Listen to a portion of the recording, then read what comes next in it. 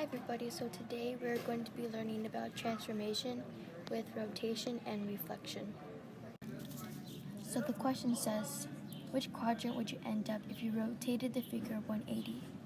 The figure is going to originally be on quadrant 3, and 180 equals 2 turns. But for this question, you don't need to have counterclockwise or clockwise, because if you go either way, they will both end up on the same quadrant.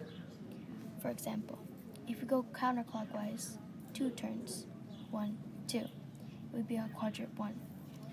And if we go clockwise, 1, 2, it would still be on quadrant 1. But what if the question asked, which quadrant would you end up if you rotate the figure 90?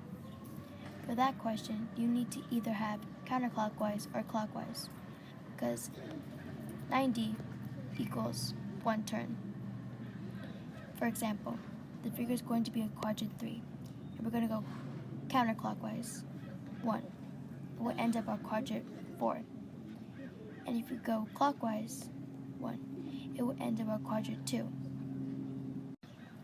So we don't need to go a certain way, but I'm going to go counterclockwise.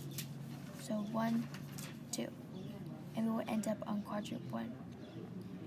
And we haven't done reflection yet. So, if you're going to reflect from quadrant 1, then it will end up on quadrant 4. And if you're going to reflect from quadrant 3, it will end up on quadrant 2. It's just like a mirror. And for rotation, we already went through that.